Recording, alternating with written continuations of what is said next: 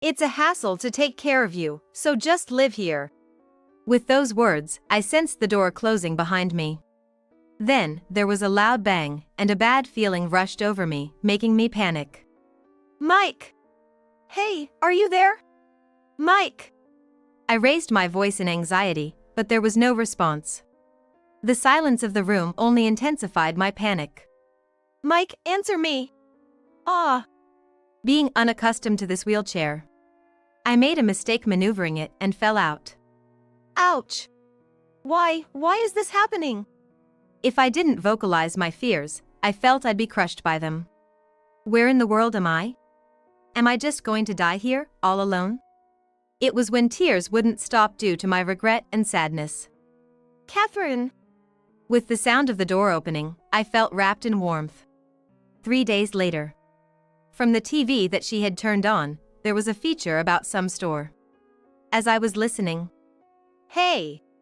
What the hell is this?" The door burst open, and I heard the voice of the person I despised the most. "My name is Catherine. I'm a 32-year-old working woman, doing my best at a major company every day. Ever since I was little, I had a dream. I saw it on TV when I was a child and was totally enchanted. Since then, I've been studying a lot to make that dream come true, and now, I'm working hard every day to save up for it." "You should work hard, but don't overdo it, okay?" "Thanks. But working towards my dream is really fun. I bet. I love seeing you enjoying yourself." The one who said he fell for the hard-working me was my husband, Mike. He was a junior at my company, and our relationship started from him being my trainee. Mike, being smitten by my dedication, asked about my motivations and supported my dreams. Eventually, his persistence paid off, and we started dating. After several years, we got married. Both of us worked at major companies, so even if I set aside some of my salary for my dream, we didn't have any financial issues. Speaking of my dream, I have a companion who chases it with me. "Catherine, how's it going on your end?" "All good, Emily, how about you?" "Of course. We're just a bit short of our target amount." My best friend, Emily. I met Emily in high school. We became close friends due to the fact that we shared the same dream, creating a deep bond between us. Since then, Emily and I have been supporting each other, working hard to make our dreams come true one day. Before I knew it, my dream had become our dream. One of my monthly pleasures is checking the balance of my dream savings account. The more money gets saved, the more excited I feel, realizing we're getting closer to our dream. But, when I checked the balance this time, I was in shock. About $5,000 had been withdrawn from the dream savings account. Only 2 people knew of this account's existence: Mike and Emily. And out of them, only Mike knew where the passbook was. I rushed straight home and confronted Mike, who was lounging around. "Hey! Did you just take out money from my dream savings without asking me?" Yeah, I borrowed some." "Borrowed? You know how hard I've saved for that money, right?" "Oh, quit nagging. I'll pay it back eventually." He didn't seem the least bit remorseful, and I was boiling with anger. Why's a woman over 30 still chasing dreams? Aren't you being ridiculous? What did you just say? Lately, Mike has been mocking my dreams like this. He'd always bring up my age, suggesting that if I have time to chase such dreams, I should support his younger self. "Mike, you used to support me. Besides, that's no excuse to use my money. We're married, our money is shared, so what's the problem? There's money in there from before we were married. Where did you put my passbook?" After some pressure, Mike reluctantly handed over the passbook. I need to find a better hiding spot for this now. "Stop complaining so much. If you have that much saved up, using a little shouldn't be a big deal." Hearing Mike mutter this, something snapped inside me. I cover all our living expenses and rent. I don't need someone who doesn't contribute a dime to criticize me. What the? There's a significant pay difference between Mike and me. Although I started working before him because I'm older, I've maintained the top performance spot. On the other hand, Mike's performance isn't even close, often being outdone by younger colleagues. The reason for that is your mentor was me, but how many years ago? Whose fault is it that you haven't grown since then? You can't capitalize on youth anymore, so of course, you have to work your tail off to earn a living.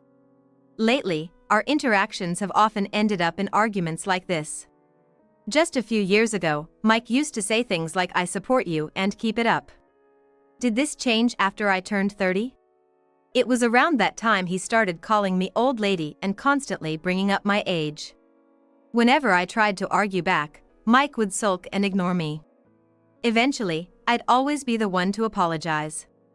But this time, I wasn't feeling like apologizing.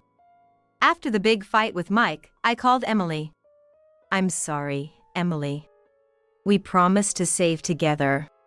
It's Mike's fault. You don't need to worry, Catherine." Feeling both remorse and gratitude for Emily's forgiving laughter, I apologized again. We were so close to our savings goal, but because of Mike, it felt further away. I let out an involuntary sigh, which Emily probably heard over the phone because she chuckled. "Happiness might be fleeting. Unlike me, you're married, Catherine. Some bumps in the road are to be expected." $5,000 isn't just some bumps, Emily. I'm glad we kept separate accounts. Absolutely. We need to be more careful about Mike from now on. You can say that again. Then, we chit-chat about trivial things. Until that moment, I hadn't imagined what was to come or thought our friendship could be broken. I was on my usual route to a sales appointment. Reviewing contract details in my mind, I was crossing the pedestrian lane. Suddenly, a car that ran the red light was speeding towards me. Lost in thought, I noticed it too late. A powerful impact, and I felt my body being thrown. Amidst the noise around and the sound of the car leaving, unable to move due to pain, I blacked out. "Catherine! Catherine! Emily? Catherine! Are you awake? Hold on, I'm getting the doctor." Touched by the almost tearful voice of Emily, my consciousness began to return. I tried to open my eyes, but it was pitch black. All I could sense was Emily's frantic movements nearby. Not knowing what had happened, and not being able to move my legs, anxiety filled me. Then, a doctor, summoned by Emily, started explaining. "It might be shocking, but please remain calm. Catherine, your eyes were damaged in the accident." To cut it short, the accident left me blind, and I'd lost the use of my lower body. From now on, I'd live my life without seeing and confined to a wheelchair. Why did this happen to me? I was so close. I was plunged into deep despair. How could I chase the dream we were so close to achieving? Throughout my grief, Emily was always there beside me. "Catherine, I won't give up. I'll work hard for both of us. I'll achieve our dream and present it to you. So don't give up." Honestly, I thought of giving up on everything. But with Emily's continuous encouragement, I found the strength to rethink things. And then, "Catherine!" Upon hearing I'd regained consciousness, Mike rushed to my side. During my hospital stay, he remained by my side, comforting me, helping distract me from my woes. I felt nothing but gratitude to both of them. However, that was only at first. Emily stopped visiting. Now, being in my current state, I couldn't even contact Emily. What further devastated me was Mike's attitude. At first, he'd engage and chat. But slowly, he'd speak less and visit less. When he'd come to the room, all I'd hear was the tapping on his phone. "Hey, Mike? How's work been lately? Why would that matter to you?" His responses were cold. His attitude deeply hurt me, but what hurt more was Emily's absence. In reality, as a foolproof place Mike couldn't access, I had entrusted Emily with the passbook for our dream savings account. It's a dreadful thought, but had she stopped coming because she'd gotten hold of that passbook? Maybe Mike never really cared about me? With these thoughts, I grew more despondent. Alone in the hospital room, my days were filled with tears. After some time, I was discharged and went home. Frankly, I was filled with anxiety. "It's okay. I'm here for you. Reassured by Mike's sudden gentleness, I chose to be discharged. Afterward, I got into his car. The distance between my home and the hospital was just a short drive away, barely 10 minutes. But this drive was clearly taking longer. Mike? Where are we headed? There's a place I want to stop by. But I wanted to head straight home, and I felt apprehensive about traveling without my sight. Sensing my reluctance, Mike spoke in a soft tone. There's a place that'll help take your mind off things, even if you can't see. It's related to your dream, you know? My dream. The first person who came to mind upon hearing that was Emily. She had promised to achieve it on my behalf. She said she'd make my dream come true and present it to me. I hate to tell you this, Catherine, but Emily betrayed you. What? Emily did? What do you mean? Mike's words had me shaken. And I couldn't help but reply with a trembling voice. In truth, after Emily got hold of your passbook, she disappeared.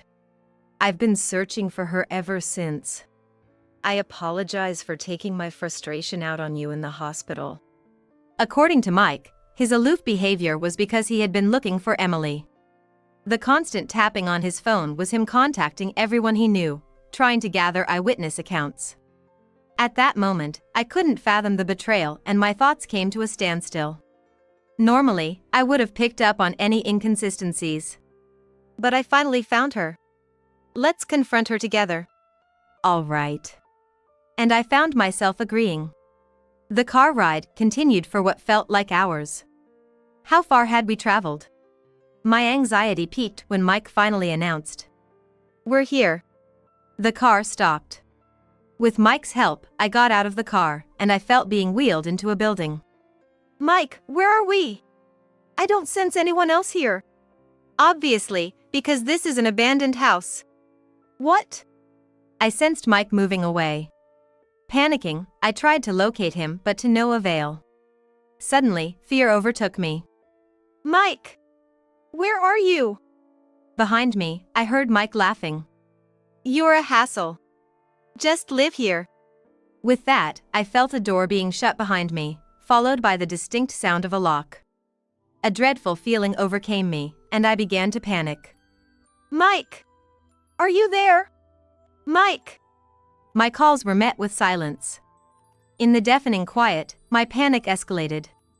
Mike, please! Ah! Unable to navigate with my unfamiliar wheelchair, I tumbled over. I accidentally mishandled the wheelchair and tumbled out of it. It hurts. Why? I felt that if I didn't speak, my fear would overcome me. Where was I? Would I die alone, abandoned? As despair threatened to drown me and tears flowed freely, a familiar voice broke the silence. Catherine! The door opened, and I felt wrapped in warmth. I'm so sorry, Catherine. Emily. Is that you, Emily? The arms that held me trembled, and I felt dampness on my right shoulder. Was Emily crying while holding me? But why? What on earth is going on? Everything's going to be okay now. Emily's reassuring voice drowned out my confusion and questions. And just like that, I found myself under Emily's protection. 3 days later. From the TV Emily had set up for me, a feature on a particular shop was airing. As I listened closely. Hey! What the hell is this?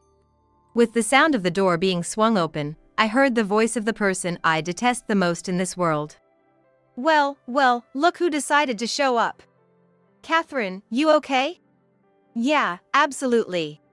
I've got a bone to pick too. From the sound of it, Mike was clearly panicking. Emily and I confronted him. Why the hell are you alive? Because I saved her, obviously. That day, Emily had gotten to the abandoned house before us and hid nearby, waiting for us to arrive. And after confirming that Mike had left, she came to my rescue. You said you betrayed Catherine. I did. But not Catherine. The one I betrayed was you, Mike.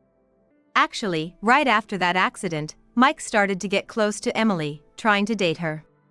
Despite him showing concern for me, I felt a deep mistrust toward Mike for his advances on her. You realized I had Catherine's dream savings passbook, right? And you were after my own savings too. She had caught onto his scheme. Refusing him outright was easy, but she worried that he might harm me. So Emily decided to play along with Mike's scheme, pretending to betray me. What's that about? Seemed like Mike was shocked, not expecting to have been fooled. Emily had moved her savings to a different account, and to gain his trust, she handed over the emptied passbook to Mike. Her strategy of keeping him from using the funds in the passbook was really admirable. While Mike was off guard, she went ahead and bought the abandoned house he had left me in. If you leave her in that abandoned house, she'll never be found. That way, everyone will think she just disappeared because she couldn't handle the situation. She had instigated Mike with that idea. As a result, Mike, without any suspicions, left me in the abandoned house, and I was safely retrieved by Emily. You were so gullible, Mike. Thanks to you, we could achieve our dream of opening our vintage cafe. Yes, our dream was to run a vintage cafe. Emily had renovated the bought abandoned house, and it had its grand opening just yesterday. And until a while ago, they were doing a live TV broadcast of it. What had been playing on TV was from that time. Mike probably saw the broadcast in real time and rushed over. That can't be, I can't have been deceived. Excuse me. As Mike was in a state of shock, there was the sound of a group entering the cafe. Emily whispered to me that it was the police. Apparently, she had called them. We need to discuss the matter of Miss Catherine. I didn't. Here, this is the evidence. Please take it. Thank you for your cooperation. After that, I heard Mike being taken away by the police, shouting loudly. I thought I heard him call out for my help, but I ignored it. He's gone. Yes. With Mike gone, the cafe went silent. Catherine? What's wrong? I'm sorry, give me a moment. I couldn't help but cry. We had finally achieved our dream of opening the vintage cafe. I had worked so hard to create a relaxing space for everyone. Despite that, considering my current state, not only managing the cafe but even being a burden to Emily was on my mind. Right now, we might have customers because we're new, but there's no guarantee they'll keep coming. With these thoughts, I couldn't stop crying. There's still hope. Maybe I can still see. In fact, I had eye surgery at the time of the accident. Because of that, I currently wear an eye patch. However, the possibility of being blind is high, and even if not, I was told my vision would be significantly impaired. With my lower body paralyzed, the suspicion of Emily's betrayal, and Mike's attitude, my weakened state prevented me from removing this eye patch, making me believe I had lost my vision. I kept my promise to make our dream come true. So, let's go to the hospital together. I nodded in response. And on our day off, Emily took me to the hospital. When the eye patch was removed, I was able to perceive light. With some adjustments, like glasses, you should be fine. The doctor's words brought great joy to Emily. Honestly, I couldn't see her expression. But I thought I'd give it another shot and keep pushing a bit longer. After that, I divorced Mike.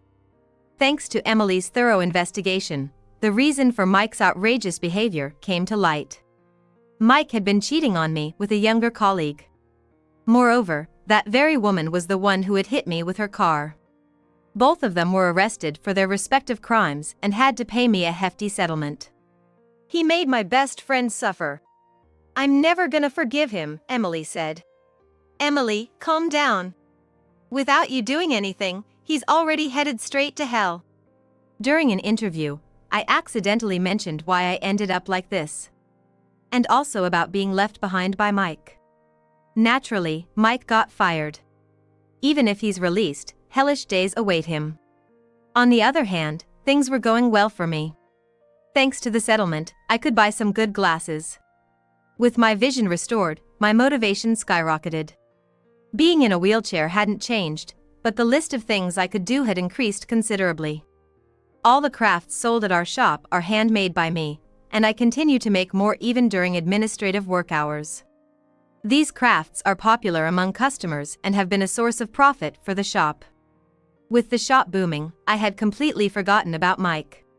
Then, one day before opening, he came by. Catherine, I'm truly sorry.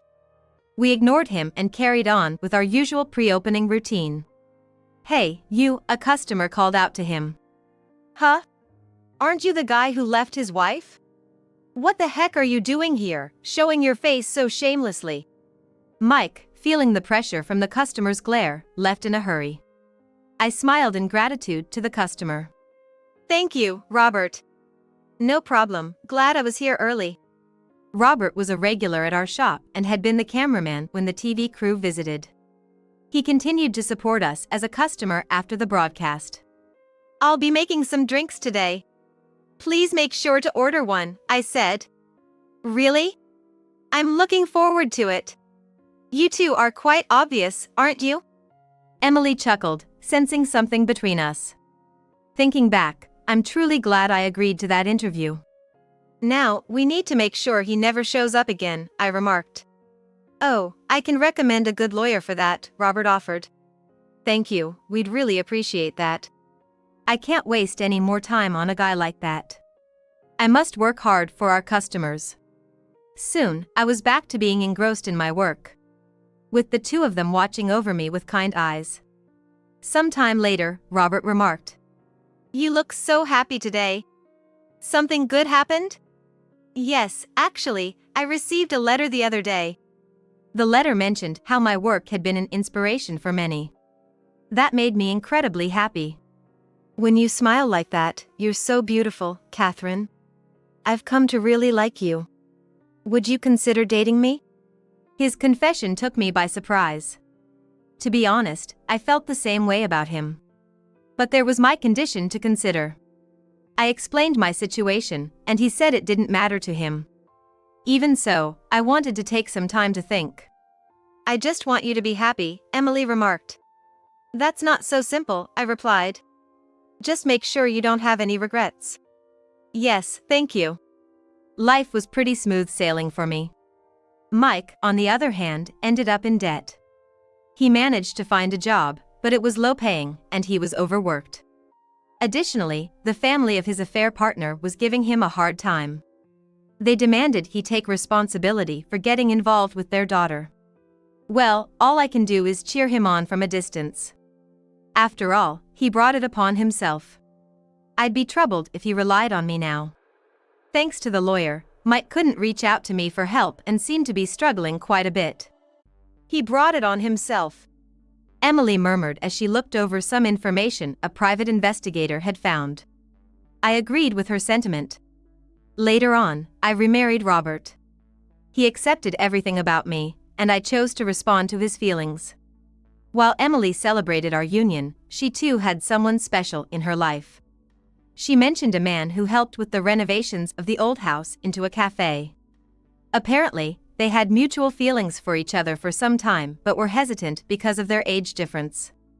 Learning about our relationship encouraged her to pursue her own happiness. It's all thanks to you, Catherine, Emily said. And I owe all my happiness to you, Emily. If I had been alone, I would have given up on life a long time ago. I'm truly grateful for having Emily by my side. Will you continue to stand by me from now on? I asked her. Of course. I finally feel like I've repaid the favor. Confused by her words, I tilted my head. You saved me during our school days, Emily explained. Huh? Apparently, Emily had felt isolated in middle school. When we met in high school, I'd been kind to her, and that changed everything.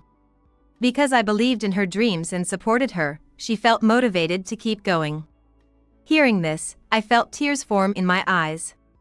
I decided that we should continue to cherish the bond between us.